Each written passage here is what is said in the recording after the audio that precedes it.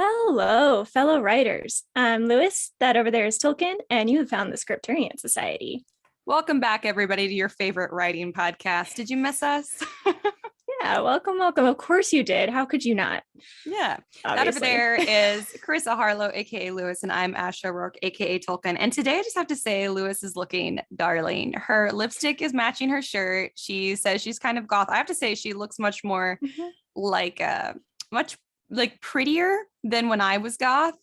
Like my goth makeup was not like that type of makeup. My goth makeup was like black eyeshadow and as dark lipstick as I could get away with wearing without getting into trouble, and nail polish that was really just black, but I told my mom was dark blue so that I could get away with it.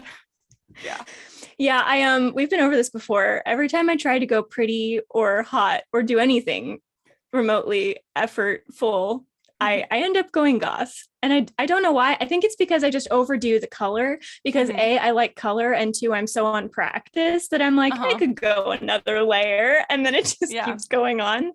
But I think you tend to do kind of like a smudgy, smoky thing around your eyes too, which always makes me think you look kind of like a pirate. So thank you. It's like because I can't stand to touch my eyes. And so I mess it up, and then I have to just go full black so that you can't see that I've messed up. I know exactly why you do it, because I've tried to do your makeup before and you've been like pinned to the wall and it's still impossible to do your makeup. I don't like people coming near my eyes. Does anyone share this? Is it just me? Does anyone else have an eye phobia? I don't like it. I don't like I still can't do eyeliner. I don't think I'll ever be able to do eyeliner. I can literally touch my eyeball with my own fingers. I don't have this problem. I mean, I don't know why I'd want to, but there was this girl. Okay, this is going to freak me out as I tell you this story. There was this girl in elementary school that could take her eyelids and flip them up. Sit out. Maybe this is where the fear came from. I don't know, but it creeped me out so much. Thanks, Karen, for ruining my life. Her name was literally Karen. Oh my God. That's hilarious. That's funny. All the cool kids in school could do that. I felt like maybe it was just like the boys, the popular boys. I remember at lunch could do that. And on a different occasion, I remember one of them having to go to the nurse for squirting ketchup in his own eye. And I thought that was hysterical. I thought it was funny then. I think it's funny now. I don't. I was like, where's Ty? Oh, he's at the nurse with ketchup in his eye. That's hysterical. Seems about right. Ugh. Yeah. Anyways, how's your week been? My week has been good. I've been reading a little more, which is nice. I've not been sleeping great, so that's fun, but it's mostly just because I make bad decisions. I stay up till 3 and then I have to get up with the dogs. And I know this beforehand, but I do it anyway because I'm most productive at night. Yeah. So I still fully believe if there was a way to work out the logistics, I think half of society should go nocturnal. I think that would work really well for me. I mean, you have graveyard shifts at hospitals and the police station and probably actual graveyards and all that kind of stuff. So why can't just have a society just go nocturnal? I would love that. I like to sleep. And it's weird. I get my most writing done usually at night, but I get everything else done in the morning, early morning. And that didn't used to be the case. So now not fun stuff is morning, and then fun stuff is later in the day. Yeah. Wow. My hands are so swollen from chores that I can't get my rings off. They're so swollen. Oh no. I have blisters on multiple fingers because I've been rushing to get my mom's room painted, and I'm ripping out the carpet and then ripping out all of the staples from the carpet, which was a whole other process. And then putting down flooring, which is what I'm in the process of now, which is why I look a little bit gross. And so anyways, that's why I can't get my rings off. And ow, my fingers are so swollen. You should try not to wear rings before you do labor and stuff, because that always freaks me out. This is actually what happened to me this week, Ash. I don't know if anyone wants to know this. When I was in 4th grade, I had a really bad ear infection and my ear has never recovered. So every once in a while, my left ear will just clog with earwax and I will be incapable of hearing out of that ear. And this happens, probably on a 10-month schedule. Every 10 months, it'll just clog up. I'll wake up or I'll shift and I just can't hear. I panic every single time. I'm like, I am going deaf. This is never going to fix itself. I'm not going to be okay. And I do everything you're not supposed to do. I like get the Q-tips and I go in there and I try to get it against the eardrum and it hurts. And then it will scab. And then I can't tell if I have the earwax out and it's fine and just still healing from all the damage I did, or if I still have work to do. Oh my God. It's horrifying. So like similar to the ring thing, when something like that happens to me, I just panic and assume this is my new normal. I had something in my eye once. I was like, this is it. I'm never getting this out of my eye. I have to live with this pain. Yeah, I'll just live with it for the rest of my life. So that's what happens to my ear. And that's how I feel about rings, which is probably why I don't wear rings a lot. That is so funny. I will just literally, I could just run my hands under cold water for a second and then use some soap and it would probably come right off. And that is so practical and calm and rational. And I applaud you for that being your reaction. Because mine is always, I'm just going to have to learn how to live with this new disability. So that is hysterical. What an interesting response. I mean, I tend to get like overly dramatic about the most ridiculous things, but not about stuff like that. I don't know. I might have like an anti-alarmist reaction. Like I could be like on the floor, like half conscious and be like, I think I'll be okay. Just give me a few minutes. This is probably fine. Yeah. Like like, was it 2 Christmases ago or something? I forget. We had family coming over and I was like, or maybe it was Thanksgiving, I forget. And I was making like this big special meal. And as I was making it, I just kept going like, oh my God, I can't stand up anymore. What is wrong with me? And so I would stir food and then I'd sit down on the kitchen floor because I couldn't keep standing. And I just thought I must be really tired or something. And then I made it through and then I went and laid down on the bed, which I never take naps, especially back then I was never taking naps. And so I didn't think anything of it at all. I was just like, I'm a little more tired today. And then my mom came over and she's like, you have 102-degree fever. What are you doing? You are not okay. I was so not okay. And then I was sick for like 5 days, like with a high fever all of the days. It was horrible because I hate having a high fever for like more than a day. So it was awful. But I the whole time was like, it's fine. I'll just sit on the kitchen floor. Everything will be fine, I'm sure. I don't need to tell anyone.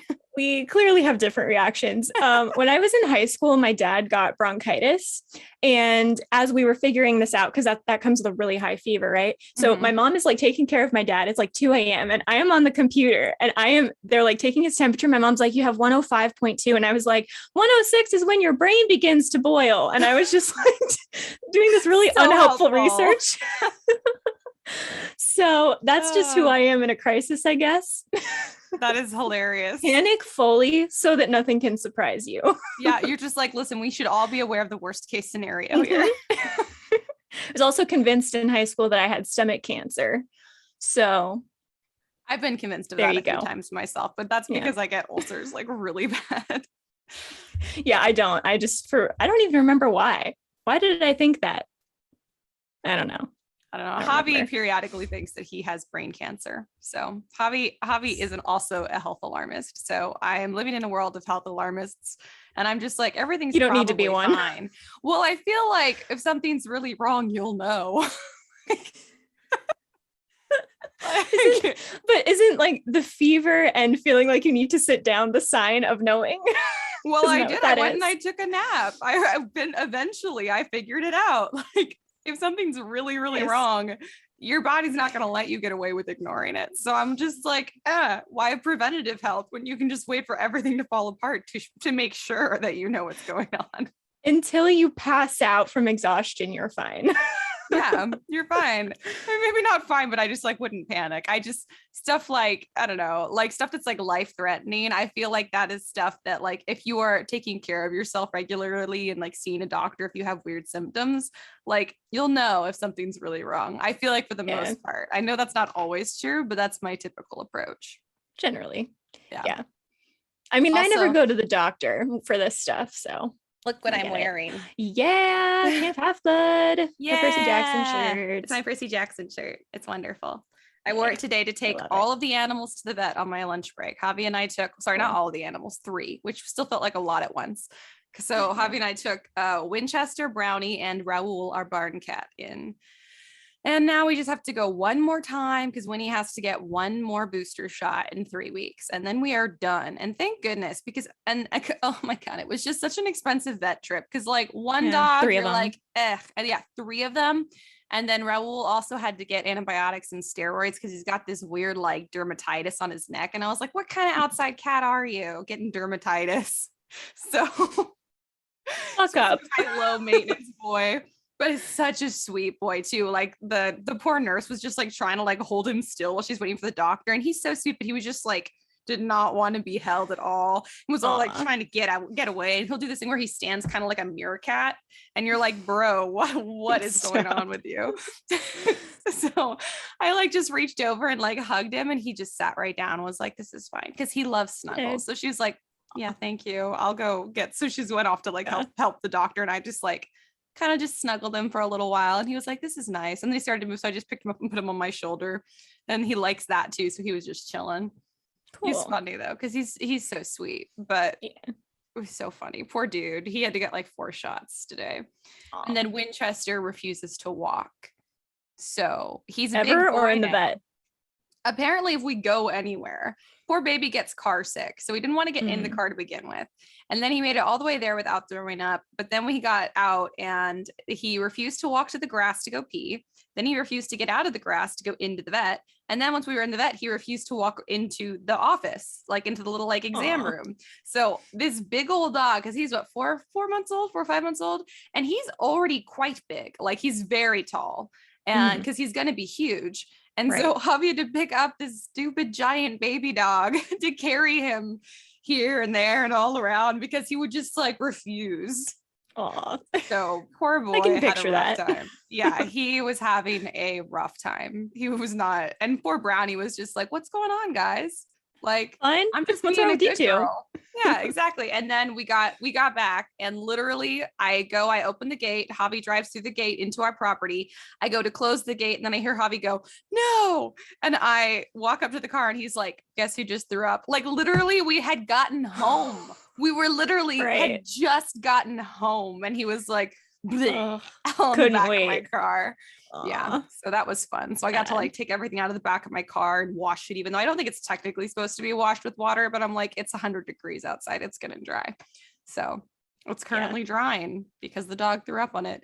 This is like the 3rd time he's thrown up in my car. So gosh. Yeah, that's great. I had a friend throw up in my car once. Ooh, he was rough. Drunk. It was fine.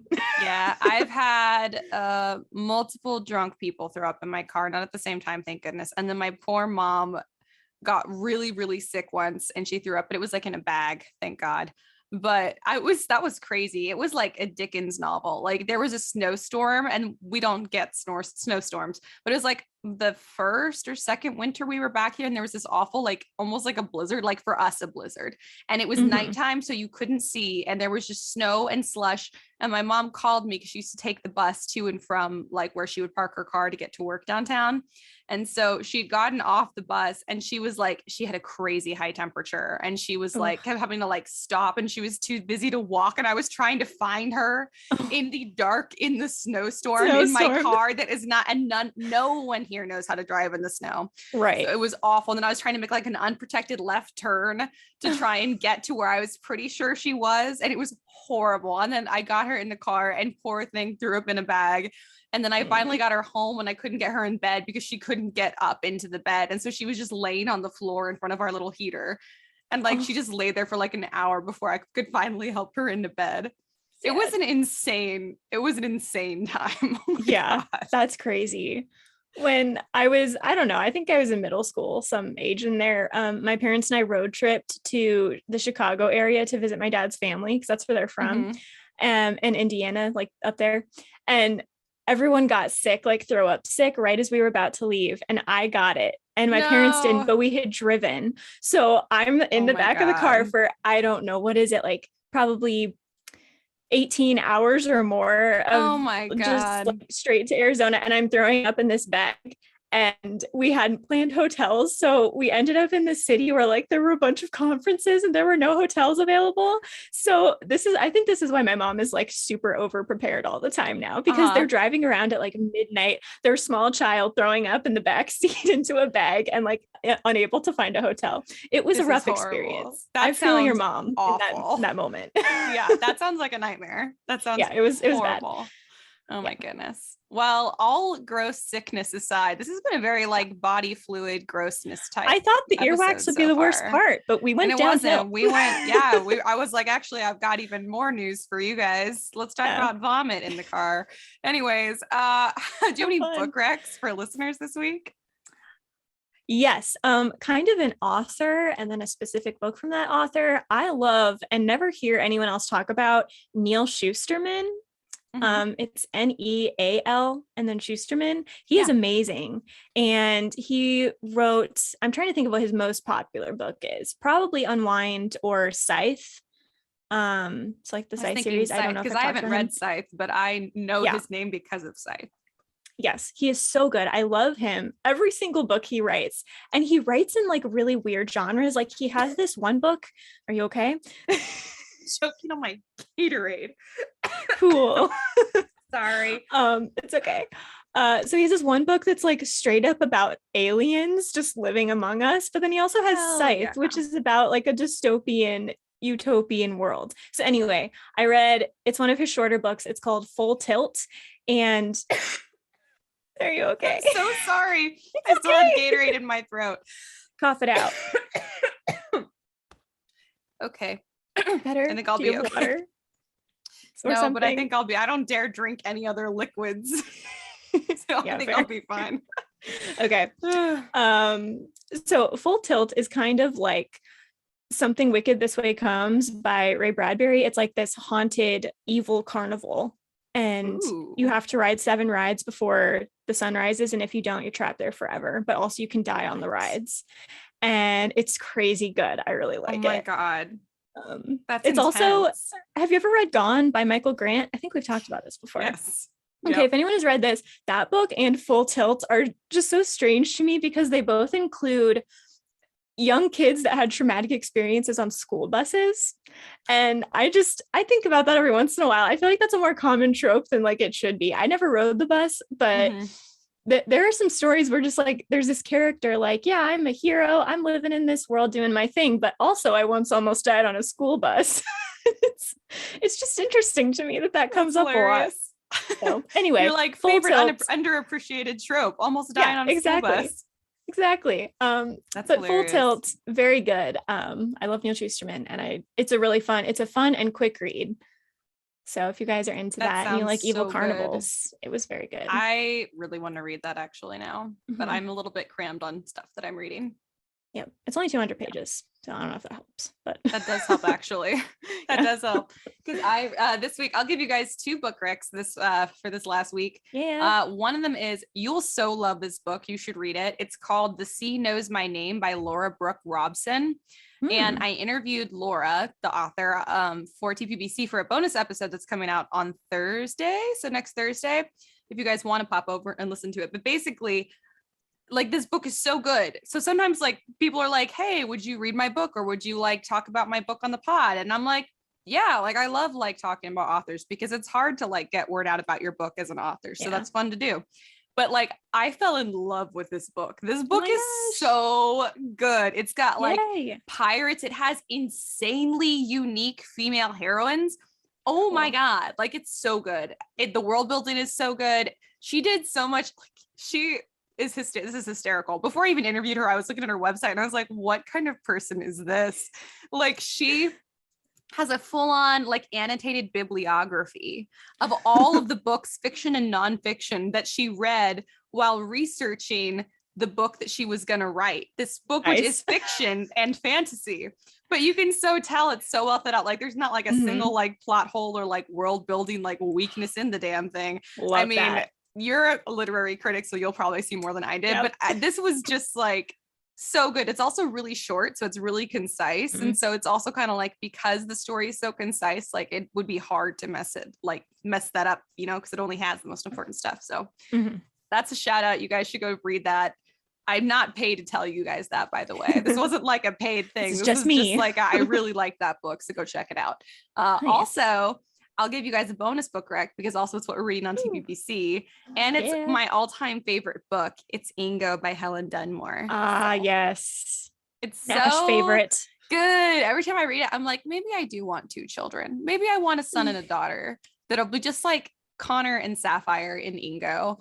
And it's mermaids, but it's like a really unique take on mermaids, like really unique. And it's also Cornwall. And it's like this, like kind of like very unique small town energy and like very unique take on like magic and earth magic and sea magic.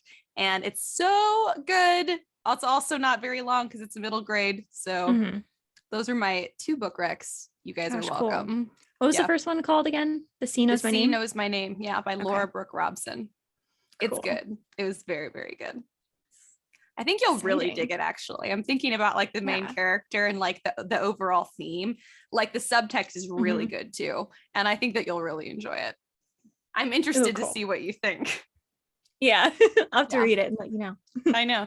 Because then I know, like, I feel like my review of a book is like, it's kind of a fun review. But then I feel like the actual final word on a book is when Karissa reviews it. Because she's like, on a literary level, let me inform you as to the quality of this book. And I'll be like, do tell. And then she does tell. And I'm like, that makes a lot more sense than what my take was. Well, it is really fun, I guess, sometimes for me, like with other people as well. If I'm like, gosh, I love this book, and someone else can articulate clear reasons why it is a good book, I'm like, great, I feel so justified and vindicated now. Exactly. So if you guys like that, you guys should go check out Catherine's Corner. It is our bonus episodes. They come on every Monday. It's all Carissa / Catherine. Catherine's her alter ego. Alter ego if you're new here. Her alter ego if you're new here. But basically Catherine's Corner is just like why books do or don't work from a literary perspective. And these episodes like will take your favorite books, your least favorite books, and they will go in depth and either praise them, tear them apart, a little bit of both. So you never know what you're in for, but I do think that they're very accurate. Thank you. I try not to tear apart too many. I think I've only done 4 or 5 like truly negative ones so far. And then most of the others are positives or a mix. Yeah, it's typically positives or a mix. It's very rare that you just tear something apart. And I feel like the ones that you have deserved it. So I agree. Like obviously. Those are really Catherine's episodes because Carissa's episodes are the ones that are like positive and mixed. But every now and then Catherine's like, let me take a crack at this. Let me tell you why this sucks. Yeah, exactly. Well, what's our word of the week? All right. Word of the week is Jeremiad. Jeremiad. Yes, Jeremiad. And it is a long, mournful complaint or lamentation, a list of collected woes. Get it? Oh, like my Lamentations Jeremiad. In the Bible. Yeah, I get it. It's Jeremiad, Lamentations. That's good. I didn't make it up. This is a real word. My Jeremiad is so long. Is this a noun? Yes. Like a list of woes? Okay. My Jeremiad is so long. Javi is always like, Ash, stop Jeremiading. But he doesn't say it like that. He says it in the grammatically correct way. They were going to say grammatically whack way. That's what you do. Yeah, that's what I do. I prefer to say things in the grammatically whack way. Yeah. Like Jeremiading. I'm going to turn that noun into a verb. No one asked and I don't care. I'm going to do it anyways. Yep. Pick a word nobody even has ever heard of and then make it even more confusing. And then change its part of speech just to make it worse. Exactly. That's what I'm here for. You're here to bring the knowledge and I'm here to mess it up. Yeah. Pretty much. A little bit Jeremiad. That's actually really good. I've been told that I'm very whiny.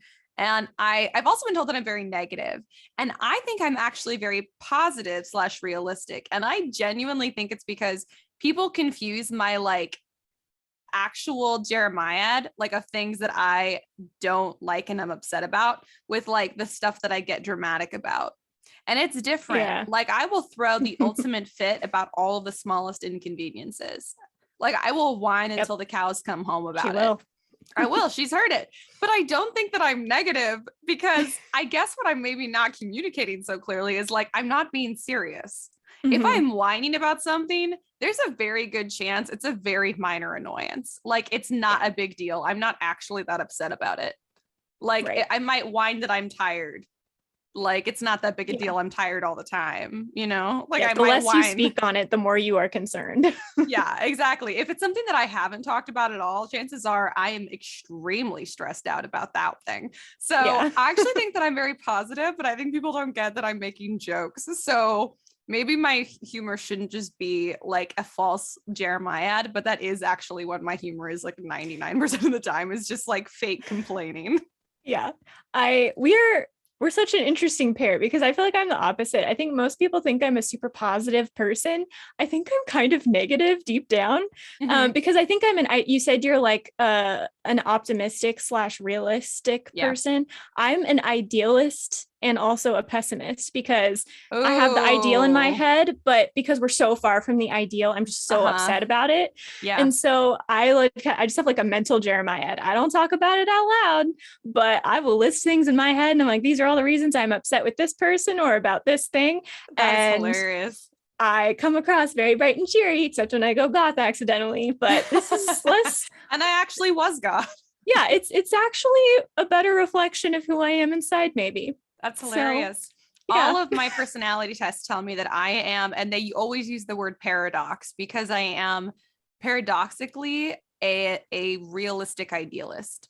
So those two things shouldn't go together, because I feel like idealist and pessimist actually sound like they do go together, because nothing can typically reach the ideal. So that's disappointing. So then you would associate it with optimism, but I don't think it is. I don't think so. I think idealism is more associated with pessimism. I am somehow an idealist and also a realist, according to all of these quizzes. And also I agree. I think I probably am.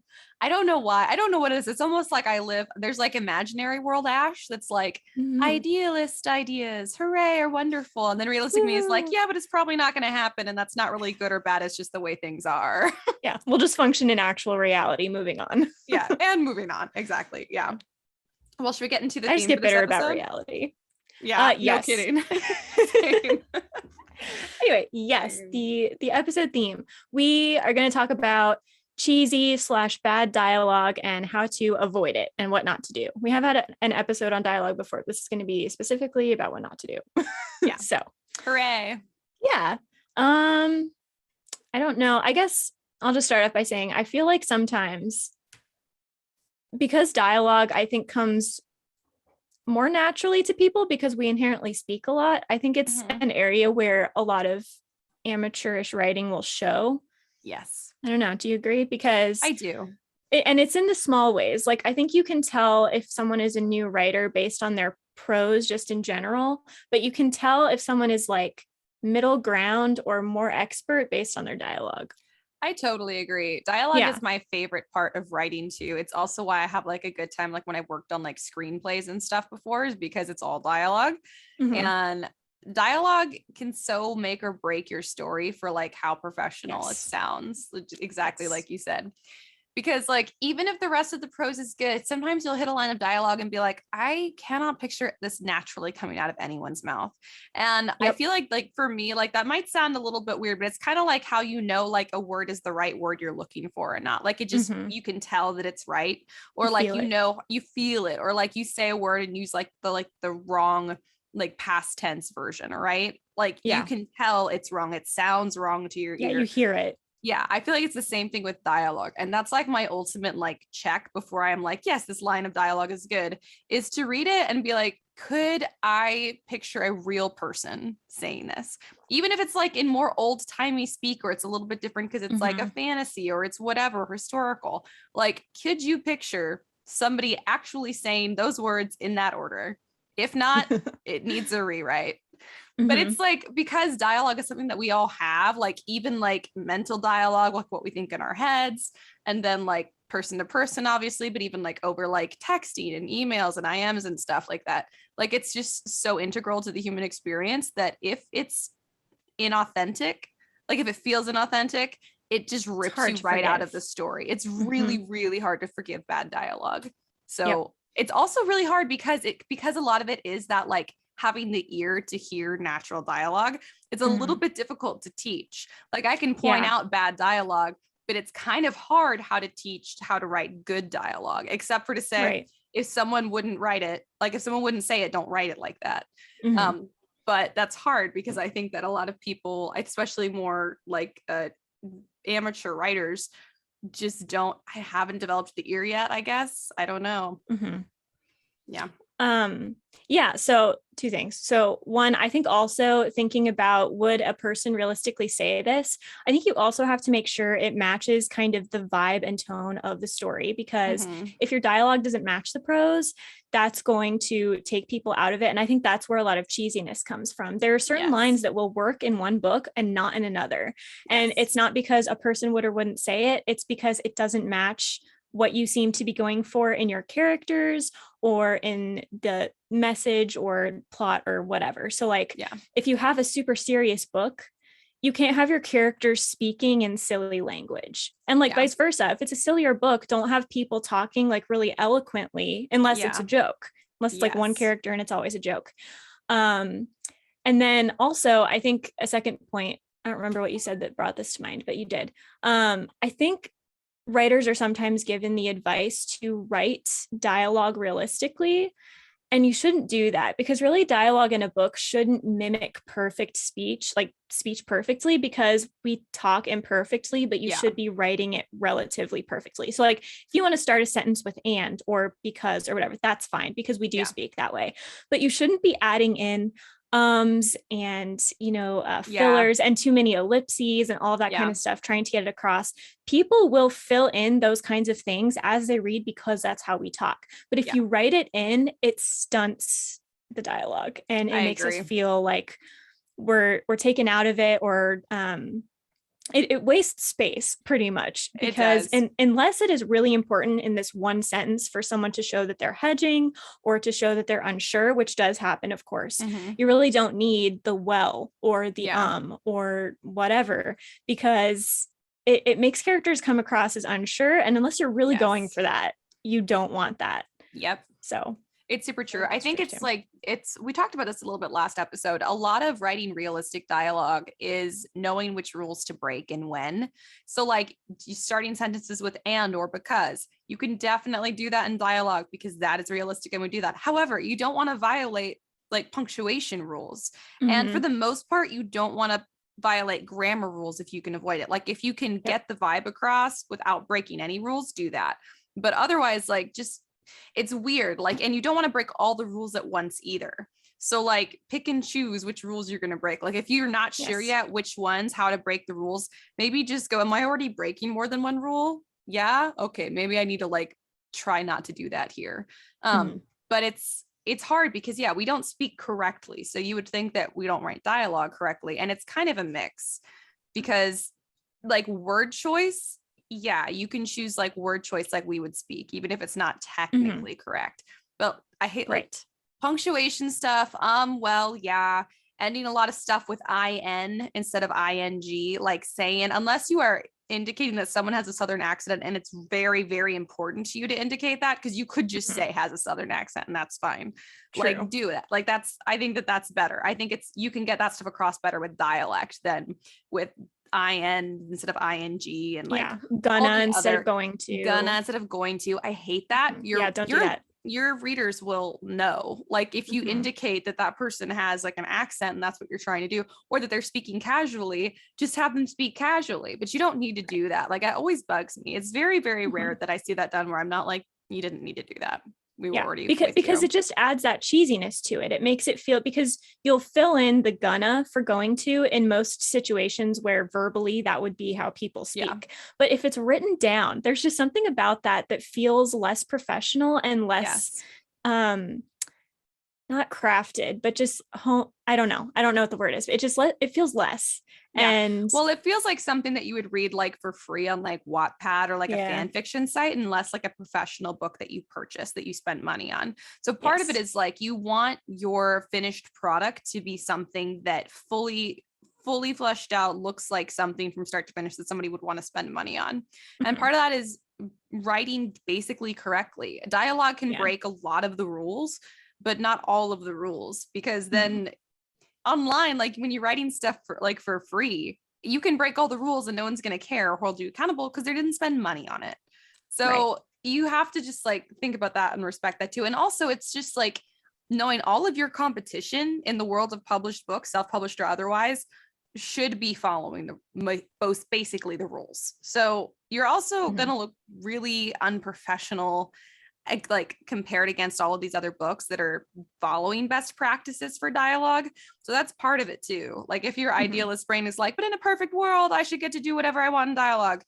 Not even debating if that's true or not. The fact is you're going to be competing with all these other books who have been following the rules. So you're just never going to look as professional as those are unless you're basically following the rules. Yeah.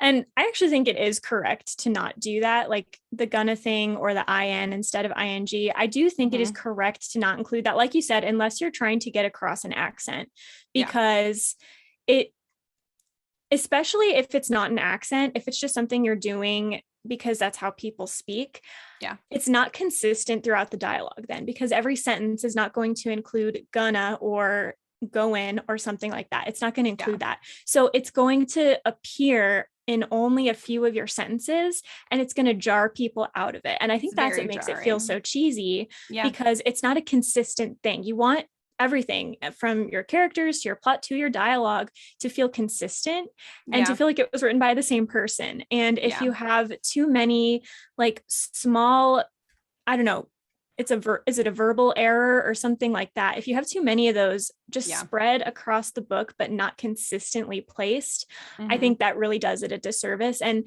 this is how I feel about the and stuff, because I'm reading these books, I'm rereading them, and I love them and they're so good, but they're historical and they're fantasy. And every once in a while, one of the characters will just say or and I am sure that these are fillers that most cultures just kind of use inherently, but it still feels really strange when everyone's talking all proper and then suddenly people will stop talking proper, because that is a thing in most historically based novels, is that there's going to be more eloquent speech.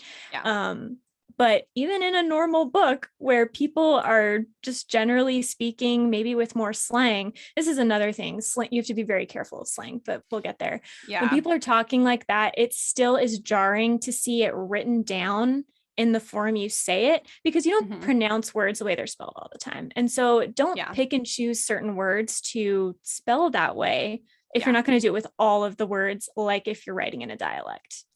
Like Mark Twain. Mark Twain writes a lot of stuff and he indicates the accents, but that's how it is from start to finish, like even in like the internal monologue of the characters. So I will say this is why and that's why it's hard for me to get into Mark Twain, I will admit, because it's really hard for me to read in dialects. And I don't know if that's just because I'm kind of like an English grammar snob, or if it's just because so many books are not written that way these days, but I find it really difficult to read dialects. Mark Twain is like, for me, like the big exception on it, because I felt like, because it's so consistent, and also because those books I'm thinking of, like it's largely like children speaking, and so like their thoughts weren't that complicated to begin with because they were like kids.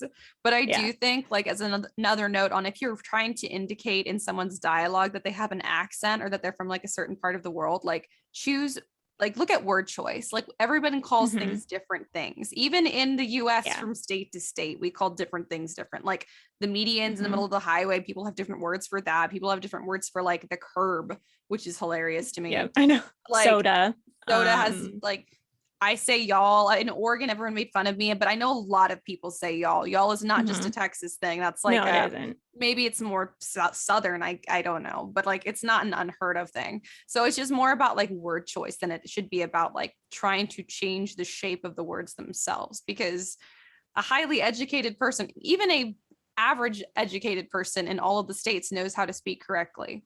Like it's just, they might choose different correct words to indicate what they're trying to talk about. So that's really, I think, the better way to approach trying to do accents in dialogue, and not to fall into the trap of trying to like write out the way the dialogue sounds. I think the other thing that always sounds like it's cheesy dialogue, and it's also just like really frustrating because it feels incomplete to me, is like when two characters are just talking at each other. Like this is something else that I've seen a lot of like newer writers do when they have conversations. First of all, you have to be tricky when you're writing full-on conversations in a book, because it can kind of like stop your flow. It can kind of like mess things up and kind of get you stuck. So like we talked about last time, like you want to do like some prose, some dialogue, prose dialogue, like that kind of, like you want to like switch it up. Mix it up. You want to mix it up. Have a ratio. Exactly. So you don't want to just have like a full-on conversation of his line, her line, his line, her line, his line, her line. That should never be happening. There should be little bits of action in between each of those things. Like, that's fine if you want them to say all of those sentences, but like, make sure you include people's reactions too, because like that's a big part of conversation. Like, conversation is not just the words that I'm speaking. It's also the way that the other person is reacting to me, like their facial expressions. What are they doing? Are they doing something else while I'm talking to them? Are they fully focused on me? Because all of that will change how I decide to communicate with that person. Like, if they're obviously not listening and it's not important, I'll probably just trail off and change the subject. If it's important, then I'll be like, hey, I need you to pay attention to me. And so just think about like what your characters are doing while they're talking too. Like, no one is ever two people are never just standing in like a void, just like this, talking like, at each other. I hate you too. Yeah, exactly. And so then also, like, if someone says, like, one of the characters says something shocking, like, the other character should react to it. So I feel like there's also a problem with dialogue when there's a lack of reaction. Like in acting, they say the best acting is reacting, and it's kind of a cheesy thing to say, but it's also true. I mean, that's what cliche for a reason. It's a cliche for a reason, exactly, because it makes things feel realistic, and so that's true with your dialogue too. And the reaction doesn't have to happen in that other character's dialogue. It might. It doesn't have to. But just like, that's why you don't ever want it to just be dialogue, dialogue, dialogue. You want dialogue, action, dialogue, dialogue, speech tag, dialogue, action.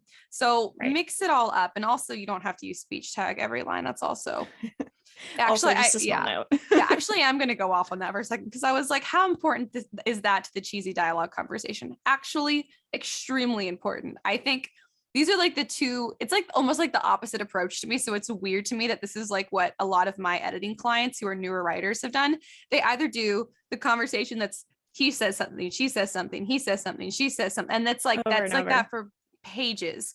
Or they do, she says something, speech tag, he says something, speech tag, he says something, speech tag. And I'm like, you don't need a speech tag. So I've said this before and I'll say it again. If there is a like 70% chance that your reader can probably figure out who's talking without you telling them who's talking, don't tell them who's talking. Let your reader figure it out. They will figure it out based on context, because they have the rest of the scene. If you've done the work and you've added that prose in, then they should know what's going on in the scene well enough to know who's probably saying that thing. If the line of dialogue is in no way specific to the situation or to the people, then that's when you use a speech tag to clarify.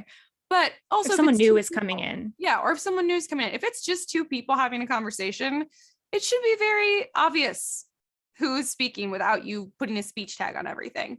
Like, you don't and you can give indicators to that. You can, if there are 3 characters or even 2 or whatever, they can address one another and say, like, if they're talking to Ash, you can say, Ash, don't do that. Ash isn't speaking because that's not the person that's going to be saying their own name. So you can indicate it in ways that don't require dialogue tags. Or like a lot of like ways to, like, a lot of times, like, you can indicate that someone is about to talk by they do an action, like, she raised an eyebrow, and then just line of dialogue. Like, it's clear because you prefaced it with, this is the action she's doing. So then you would assume then these are the words she's saying to go with it. Yeah. So, or he set down his glass and looked at her, or whatever, like, that's not a great line, but whatever. Like, you can action preceding or following the dialogue is another great way to indicate it without just adding a speech tag. And speech tags aren't bad, but I think that they're one of the worst culprits for like causing dialogue to be cheesy. Yeah. And there is an adverb. If you say she said slowly or something like that, you really should be choosing your words carefully enough so people can understand how that conversation is going without that very specific dialogue tag. Yeah, it's true. Yep, exactly. So kind of backtracking a little bit to your point about like, don't just have a conversation with nothing happening. I think it's also important to understand that when talking about, you shouldn't have a realistic conversation going on the page. You don't need your characters to be saying everything that might be said in a normal argument or conversation. In a normal argument, people are interrupting each other. You don't want your page to get too chaotic by showcasing that too much. You can have people cut off and interrupting each other, but you want to use that sparingly. Yeah. You also want to make sure that it's not just a back and forth of people saying useless things. So, in arguments, if someone is like, this is your fault. No, it's it's yours. No, it's yours. No, it's yours. Don't write that a million times on the page. Just do it once. And then we get the point that there is an argument going on, or put more substance into the dialogue that you're showing. At that point, if it's just going to be a bunch of meaningless back and forth fighting, just write it in indirect dialogue. Just say they continued fighting, or they were yelling, or whatever. Don't try to make it so realistic to a real argument or just a normal conversation. People pause, people hedge, people will go off on tangents and then come back around. Your conversations in your writing need to be a little more focused than real life conversations tend to go, because we don't need all that extra stuff. We don't need all of the kind of meaningless filler that goes on in most conversations.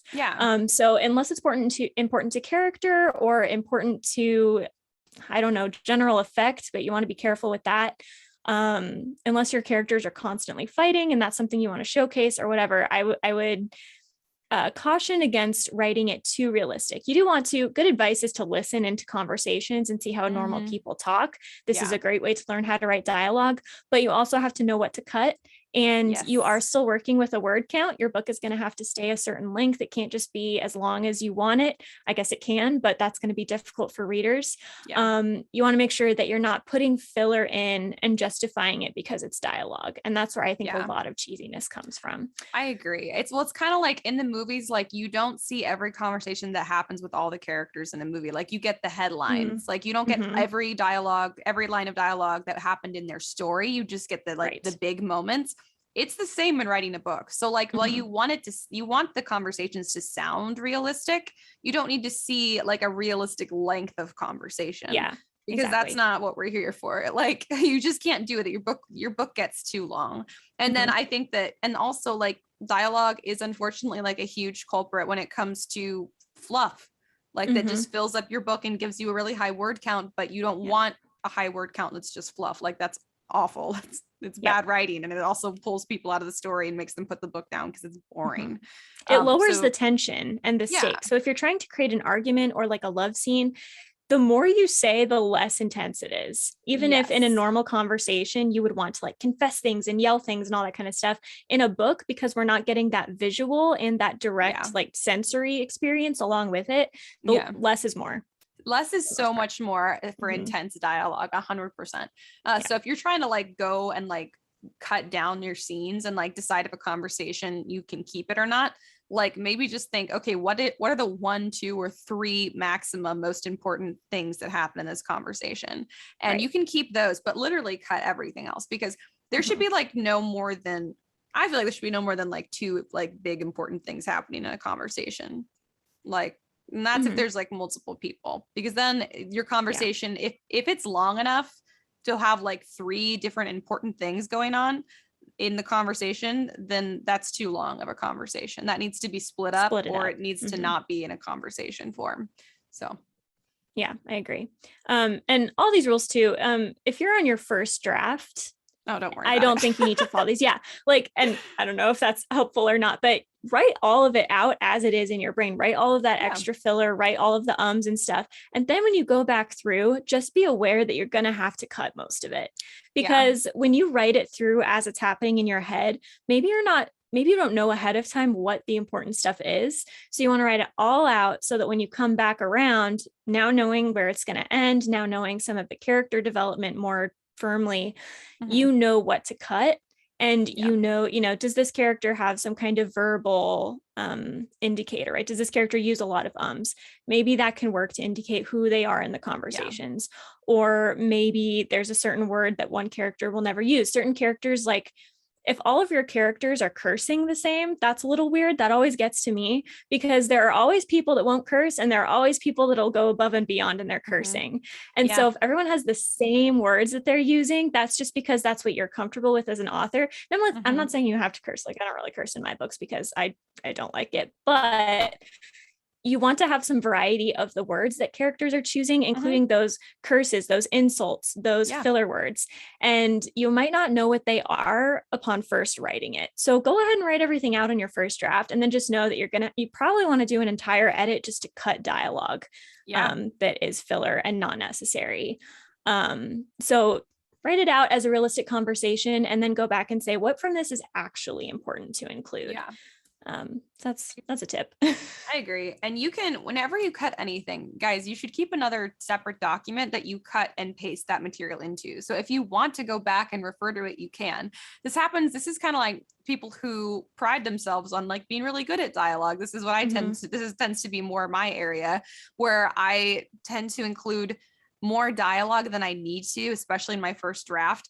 And it's well crafted dialogue, but it's still not all necessary. And that just happens across the board, like regardless of where you're at as a writer. I feel like there's things that we love that we put in our story that are just not necessary to telling the story and therefore don't need to be in it.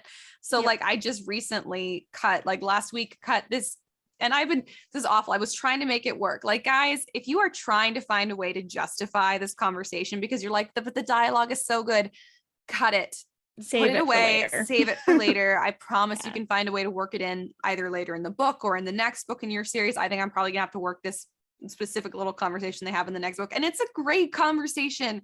It's really funny. It's really witty. It gives information about the characters, but honestly, like it's not necessary at that point in the story. And I don't see any other point in the story where it's going to be necessary to include it, unfortunately. And it's delightful. So it's also the other way. Like if you're like, no, I'm really good at dialogue, I don't have anything to work on.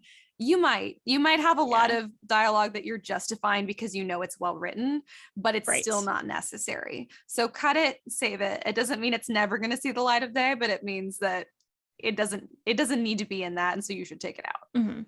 Yeah. When I was first writing and everything, my attempts at humor and dialogue were not great. I will admit that, because they were too long, because I was trying for this banter thing that was back and forth too many times. Yeah. So when I went in and I cut stuff and I got down to like, what about this is actually funny? And then I said, what do I actually need bare bones to lead up to it? And then I cut everything else. It kind of hurts your heart a little bit because you've imagined it that way for so long. And you're like, but this is a good jab, or this is a good word to use. But when it comes down to, I think especially humor, cutting down to like those bare bones, because that's kind of how humor works in real life. You know, if someone tries to tell you a joke and they go on for too long, you're like, I'm kind of bored. Can we stop anymore? Yeah. But if you can make it a quick fire joke, people are usually going to find it funny. And so again, don't feel afraid to write it all out, but understand that if you find it funny, that doesn't necessarily mean that everything is necessary. If you find it an illuminating argument or a good conversation to include, that doesn't necessarily mean everything is necessary. I have found that when I have to go back and cut word count, because I have to all the time because I write way too much up front, I cut most of it from dialogue, because that is where the most fluff is, and it's where it's easiest to kind of distill it down to its, bare parts. So it can be painful. And if you just have a writing style like Ash, where she has more dialogue than maybe I do, that's not bad. But you want to make sure that the dialogue you're including is pushing the story forward. Yeah. And every word, not just the sentence, not just the conversation, every word is the right one to use. Because again, that's where you're going to be able to cut a lot of word count if you have a problem with being long-winded. But it's also just going to make the dialogue that much, like pow, pow, pow, instead of this really long drawn out conversation that's going to confuse people. Yeah, it's true. And I've said it before and I'll say it again. Your dialogue should always be moving the plot forward. Like, I get it too. Like, there's this like temptation to like, but what if the dialogue is letting us know more about the characters? I've been torn about this in the past, but I'm going to stand by my statement that it still needs to move the plot forward. It needs to do both. It needs to do both. Yeah. Like if it's just to move the plot forward, it should be very, very, very brief. Like someone comes in, says something is happening and we move on. Otherwise, it should be doing both, because we should be getting to know how they speak, or a little bit about their past, or even like what kind of curse words they use, or if they're the kind of person who curses, that kind of stuff, but also moving the plot forward. And that's another thing that I see a lot of my clients doing. This is also why when you cut, you do largely cut from dialogue, is because these conversations end up happening, and like, even if the conversation is good and the content of the conversation is good, the stuff that I just cut from this conversation was this like amazing banter. It was adorable. It was romantic. It was very clever, but it didn't do anything to move the plot forward, and I couldn't afford it. So you guys, you can't afford dialogue that doesn't move your plot forward. And I'm trying to think of like, how can you tell if your dialogue is moving the plot forward? it's another thing that's like kind of hard to describe, but if you find that you don't know where to go from there, like if you find that you're kind of blocked at the end of a conversation, you're like, well, what now? There's a good chance that your dialogue did not move the plot forward, because you should naturally you went off on a tangent. Yeah, you went off on a tangent. There's something that you can cut. So that's one indicator, but it's just hard. Like, it's kind of like you have to like develop an ear for it. And it's the same with recognizing when your dialogue doesn't move the plot forward. Yeah. And speaking of moving plot forward, something that I saw, I haven't done as many editing gigs as Ash, but in the ones that I did do, I noticed that a lot of times newer authors will, if their characters are about to engage in some kind of action scene, they're about to like spy, or they're about to put some plan in action, the author will sometimes write out the discussion of the plan beforehand. Like, this is exactly what we're going to do. And then they'll do it. Only give the initial plan if it's going to go wrong. If you need to show, so like a good example of this is not a book. It is The 100 or The 100. The 100 is what I always say, the TV show. I think it's season 2. And I guess light spoilers, the main characters are about to be betrayed by the people they're forming a plan with. So they go through all the points of the plan. They're like, this is exactly how it's going to work. And the other side is like, yep, we're going to be there. And they're like, great, this is going to work out so great. And then they get there and they're betrayed. And so all of that plan goes out the window. And you're like, no, it was the perfect plan. And then they have to form a new plan. That's when that can work. But if the plan is going to go the way it's supposed to, don't give us all the details. Don't show us in the planning stages. Give us maybe little hints, someone saying like, aha, what if we used a hedgehog? And then you're like, wait, what are they going to use the hedgehog for? But don't tell us how you're going to use the hedgehog. Yeah, I agree. Here's the rule, guys, when it comes to writing plans and dialogue. Never tell us what you're going to use the hedgehog for. We don't want to know. We just want to see it happen later. Show us the hedgehog. Don't tell us about the hedgehog. Yeah. So I've just noticed that happens a lot. So, and I think that contributes to cheesiness, because then you get to the actual plan and it's not exciting because we know exactly how things are supposed to go.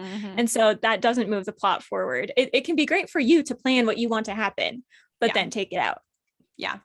I think that a lot of movies are really good at this concept. They are, it's something you can do in movies that you can't quite do in books the same way, where they will basically, while they're discussing their plan, they'll be like flashing forward. So you're hearing the voiceover of the plan, but the flash forward is showing you what actually happens when they try to do the plan. And something always goes wrong, and something should always go wrong. Like, no one's plan should ever be perfect in a book or a movie, because like, we're not here for that. That's not the point.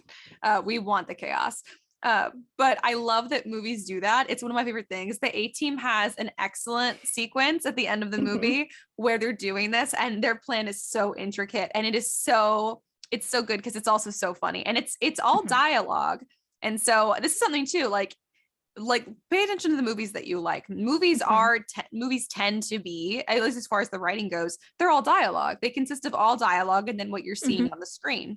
And while you can't replicate like the type of, like the way that the visual aspect is approached, like you can't quite do like the flash forward while they're doing the voiceover of the plan thing. Like you can't quite get that across in a book the same way, but you can pay attention to the dialogue in the movies that you like. And you can think like, why does this work or not work? Why does this conversation work or not work? Is it their word choice? Is it because other stuff is happening in the scene along with the conversation? How is this conversation in the movie moving the plot forward? Because movies are much better at this, I think, than a lot of books tend to be in the dialogue moving the plot forward. Because movies too, because you have so much of it that's like visual, the visual aspect, and movies get parsed down like really hardcore. They get parsed down. That's why you have so many deleted scenes. So movies do tend to be much better at selecting the dialogue that's most important. So I mean, this is something where like your fun homework can be like watching your favorite like movie or show, like one that you really like the dialogue in, and think, why do I like this dialogue? Especially movies, because series tend to have conversations that aren't really always that important, that they're more for like shits and giggles sometimes, especially like The Office, like a lot of like the like sitcom-y shows. So maybe not shows as much, but movies for sure you can do that. Yeah, I agree. Okay, I'm going to go back to like sort of the beginning to another point I had that didn't fit in, but I'm going to say it now.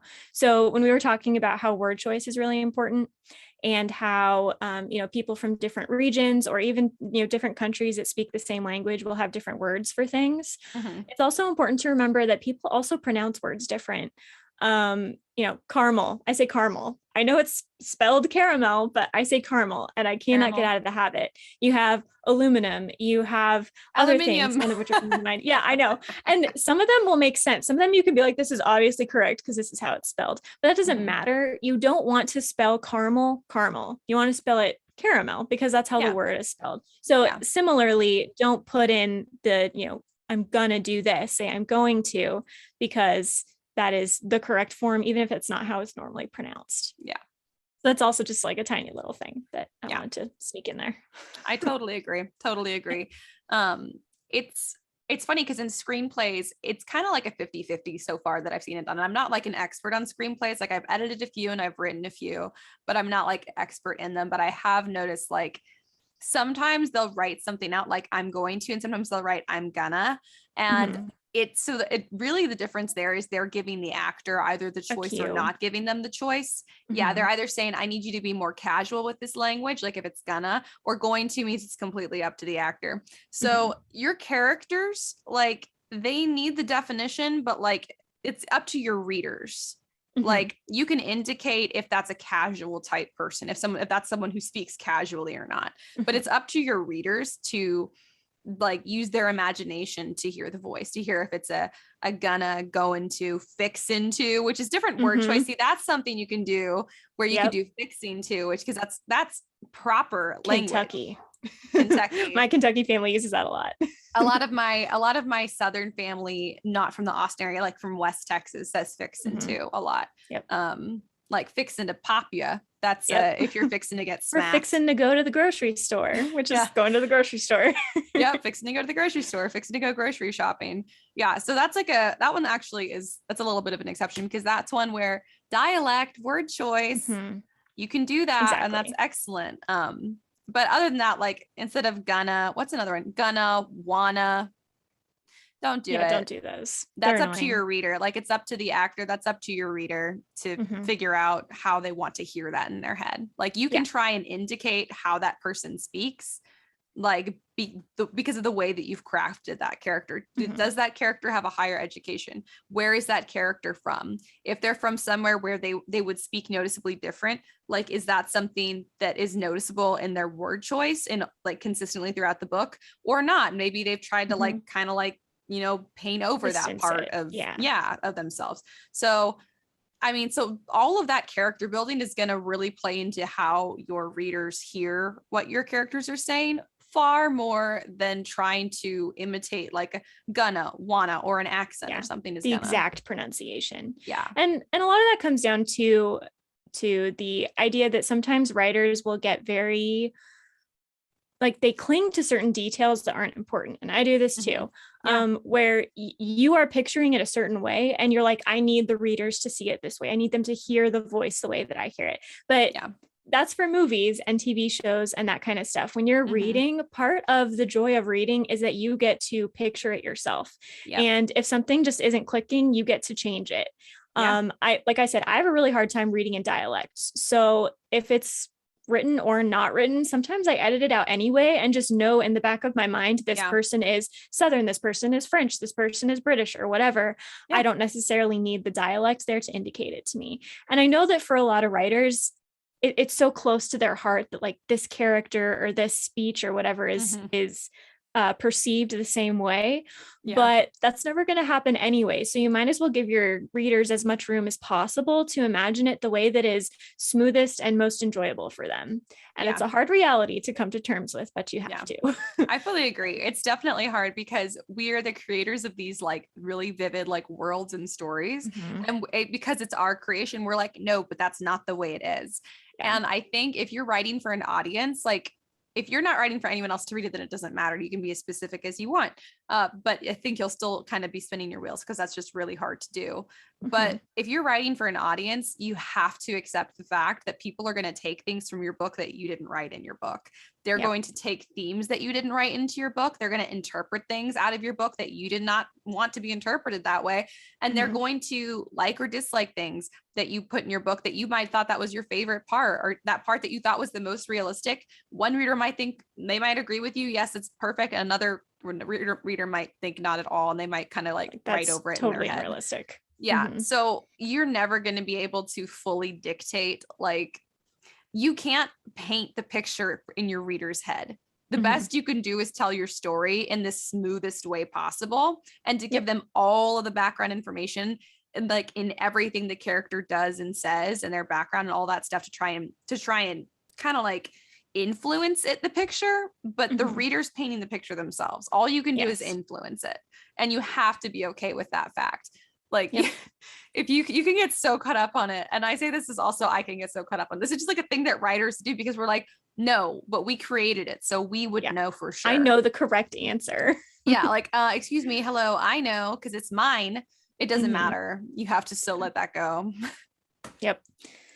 So I think this comes into play in a lot of aspects, but I think sometimes it's dialogue as well, where things are important to you because they're yours, not because they're important to the story. And you have to learn the difference. Will the story survive without that dialogue, without that argument? If the answer is no, then keep it in. If the answer is yes, either integrate the best parts in another conversation. Sometimes that can work, or get rid of it entirely. Yep. And you can save it and use it for something else. But I definitely, as someone who like prides myself on like, my dialogue is so good. Now you guys are going to read one of my books and be like, this is garbage. She sucks. We can't take her advice. Take it anyway. That is your right. That is your right. But it is hard to like let go of something and go, maybe this is just something that I've kept because I enjoy it. And because if I could make everyone else love these characters as much as I do, then they would see why this conversation is so wonderful, but I can't, and therefore I shouldn't keep it. So it is hard, but it's something every writer does. I just think with those of us who are like, oh, I'm good at dialogue. Yeah, but pride cometh before a fall. So we're going to make our mistakes in different ways. I think if you're bad at dialogue, you're going to make a lot of the mistakes where it just ends up kind of sounding cheesy and looking unprofessional. If you're good at dialogue, you're going to make the mistake of leaving in too much dialogue. Yes. Like that's what's going to happen, which is still a really big mistake. Like it might not sound as cheesy, but it is so wasteful of space, and it's going to lose the attention of your readers, and it's going to kind of throw your story off track. My electricity just flickered, but cool. Yeah, none of us are safe essentially. Always be on guard. Always be on your guard. I think a good example of this, and I don't know, people may disagree with me, but this is something I felt for a long time. I think a good example of this is Cassandra Clare. So I really like Cassandra Clare. Just off the bat, I like her. And I think most people would agree that her biggest strength is in her dialogue. She's really good at banter and humor in her dialogue. This is her big thing. In City of Bones, in the Mortal Instruments series, it's awesome. In Infernal Devices, it's awesome. In the follow-up series, I'm forgetting the name of the series now. Lady Midnight is the first one. This book is like 800 pages long. And I read it and I was like, I could have cut most of this dialogue because she's so like famous now and people like the world, and there was a lot of character crossover that she kind of got away with a lot of fluff. And it's funny. It all still works on the same Cassandra Clare level, but it doesn't contribute to the book. And I think it probably could have been half as long as it actually is. And I don't know. It just seems like there was a lot of excess stuff. So I don't know if you guys have read Lady Midnight and if you've like can compare it to the others, but I think that's a good example of how you can go overboard when you're really good at something. And overdo it a little much to the point where I lost all of the sense of intensity in that book because it was just constant humor in the form of fluff. And I was like, this is great, but it only works if it's periodic, if it's like woven into serious situations and informative conversations and that kind of stuff. It doesn't work if it is the bulk of the book. So I don't know, take that example. Sure. I think whatever you think you're best at is where you should probably look in your writing and go, is this necessary? Whether it's prose, whether it's like world building, whether it's dialogue, whether It doesn't matter what it is. Like if the thing that you think you're best at, there's a good chance that there's a lot of that you can cut. So if you're like, but my book is perfect, I don't have anything I can cut. Well, I have news for you. You probably can. Unless you have already done a total culling at this point. Yeah, unless you've already done that. But and there's a good chance that means that what's left for you to cut is the stuff that you like the most. Because it's something that you're good at, but it's not necessary. So look to the thing that you're best at when you're looking for, why is my book still too long? Or what else can I do to make my story more concise? You can go kill the thing you love. Yeah, there's some Catherine advice for you. Exactly. Kill your darlings. I had to kill my dialogue. Yeah. And especially kill your filler words. Oh, yeah. Yep. So there you go. Yeah. Anything else that you want to say about dialogue? No, I think that was it. Hell yeah. Well, how has writing been going for you this week? Writing's okay. I wrote the first, I think it's 5 pages of my Lord of the Flies remix book. I'm really struggling to find a title, which is weird because I can't remember if I've always had titles for the books I work on. The last 2 I had titles beforehand. And I do think that a big indicator of whether or not your book is working is if finding a title is relatively easy, because titles kind of sum up and give it tells you if it's character focused or plot focused. It'll tell you kind of the general plot or theme. And so it's so hard for me to find a title. And I cannot tell if it is because I don't have all of that worked out yet, or if it's because it's just so solidly in my head as Lord of the Flies remix, which I obviously cannot title this book. That's what I do. I always do like a placeholder name, then I'm like, that's what it is. And I'm like, wait, that can't be the title. It can't be the title. So is this a gender bent retelling? I forget. No, it includes both genders instead of just boys. And they're older, so it's YA. But gotcha. I don't have like Lady of the Flies or something. Well, I made a joke on TPBC when we covered Lord of the Flies, and I called it Lady of the Gnats, which is not a good name for a book regardless, but I was still going to offer it to you. But it wouldn't work anyways, because that would imply it's girls. So guess Lady of the Gnats is off the table. Look, it's up for grabs. I'm not going to use it. If anyone wants Lady of the Gnats, you can have it. Someone snatch that up. Yeah, that is not TM. That is open. Guys, go ahead and take it. But yeah, so I got the first 5 pages, and this is a book that I have written the first 100 pages twice, and I'm starting from scratch again anyway. So I'm not keeping it because I changed the point of view. I realized what I'm going to do, because I'm just going to tell you everything. I initially had it in, I was going to have 5 point of views in third person. So I originally wrote it in first person from one character's point of view, and I was like, nope, that's not going to work. I need to do third person. So I switched him over to third person. And then I'm looking at it now and I'm like, nope, I have to change the point of view in the book to the actual main character that is the main character for the rest of the series. I don't know why I had a different point of view character for book 1. So I'm changing it over to her. And then I'm just going to do like tiny chapters of the other characters on the island, like Lord of the Flies does. So Lord of the Flies is mostly from Ralph's perspective, but then every so often it'll be in Simon's or Jack's or whatever. And then it'll go back to Ralph. So I'm going to try and copy that form a little bit. And it's definitely going to work better, because the problem I was having is that at 100 pages, all action stopped because I put the point of view in the guy that is injured and does nothing the whole time. And I was like, this cannot work. He cannot be there for all of the important events. So I had to change it over, and I think it's going to work a lot better now. But it is really hard because it starts with a plane crash, and I know nothing about planes, I know nothing about islands. Rewatch Lost. I know, I was thinking about Lost and other, like, I was watching some deserted island, openings like Castaway and stuff like that. And I was like, how realistic does it have to be? Because I feel like he would die in a plane crash. I don't know how realistic it is that people would survive it, but they have to survive. So I don't know, I'm just working through all those like tiny details. So I only have 5 pages, but I think they're good pages. I think they're solid pages. I just have to figure out some more of the logistics. And then I read a little bit, so I just got distracted, but nice. That's what I've been doing. That's still a ton of progress. I have not really made any progress since we last talked in writing. Unfortunately, I was doing so good writing every single day. Well, rewriting, because I've been rewriting that book. But then like I said, I was suddenly on this like cram. I was suddenly like, I can't let my mom move into our other bedroom. If you guys are new here, my mom and me and my husband, we all bought like a big property together, and she's building her house on like one of the back acres. So the problem is though, she has to have somewhere to live while she's building it. And it would be ridiculous for her to keep spending money on rent that she could be saving for her building costs. So she's, for the time being, moving into our guest bedroom so that she can build her house or whatever.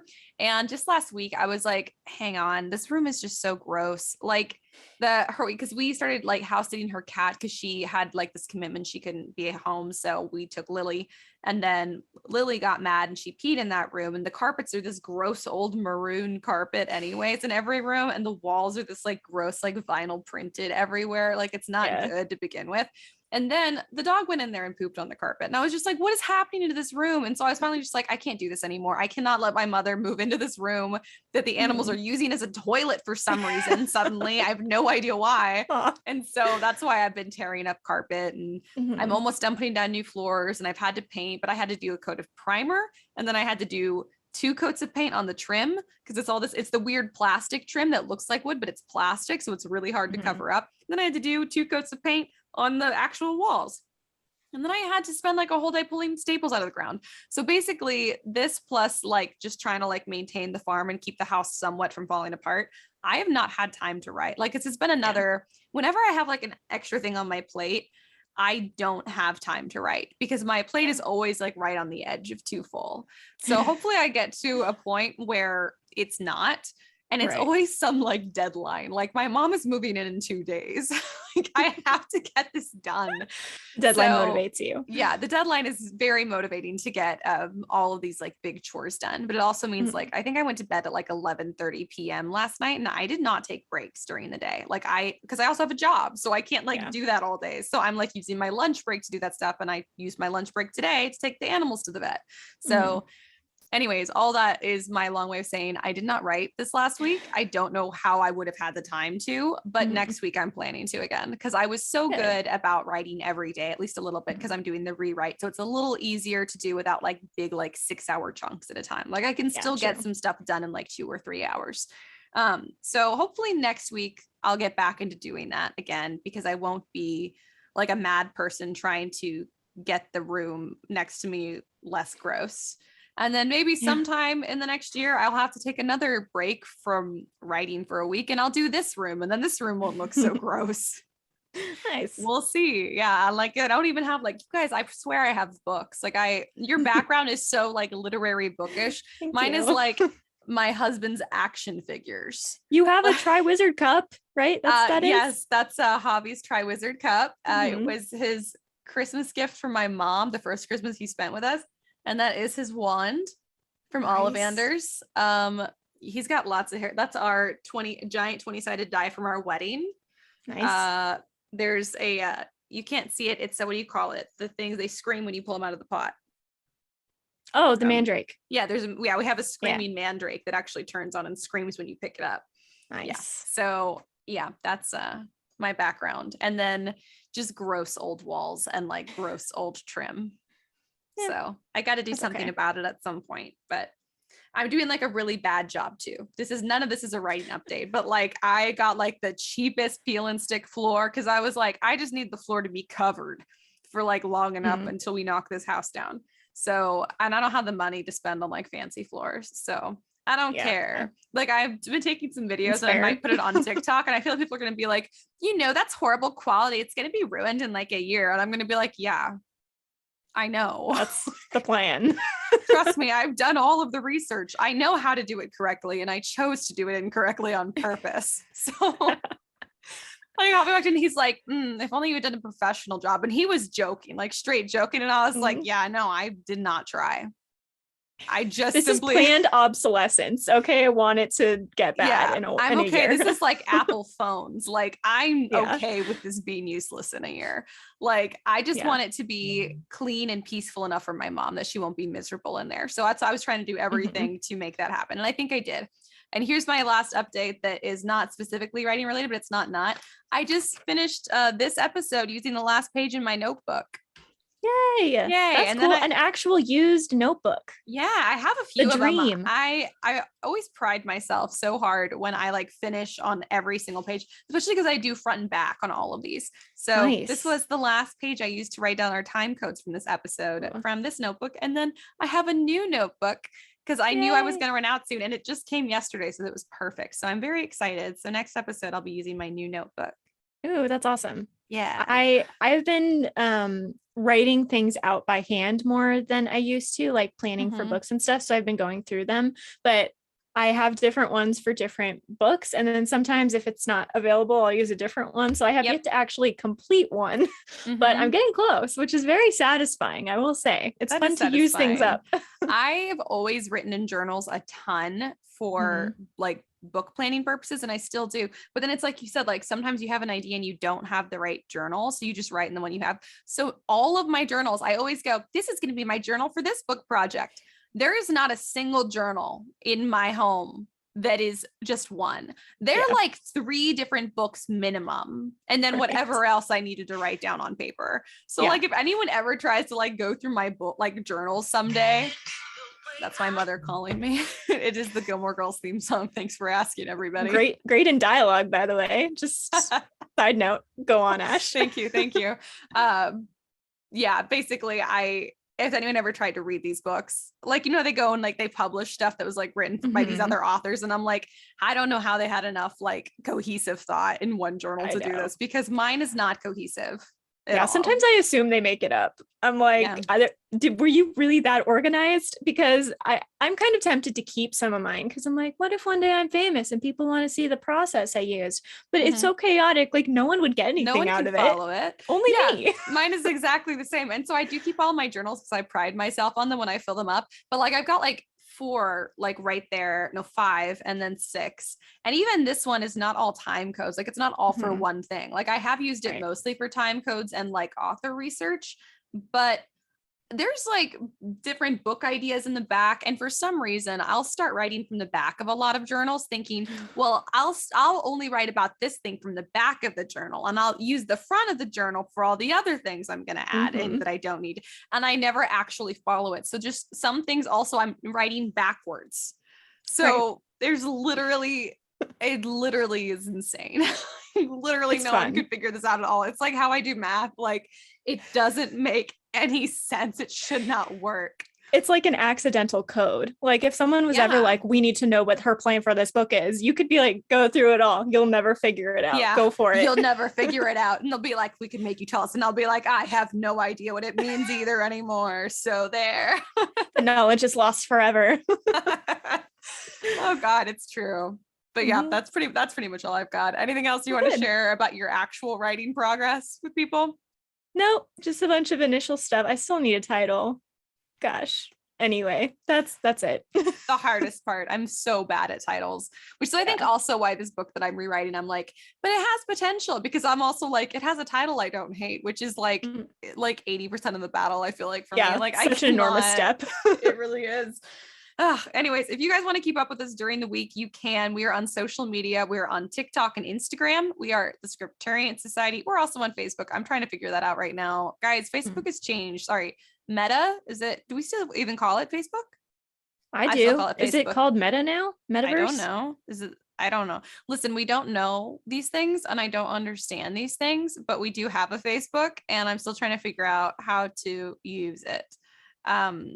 With our other existing stuff. But anyways, all that to say, like, we're mainly on TikTok and Instagram. TikTok is some hilarious videos from Karissa, aka Catherine.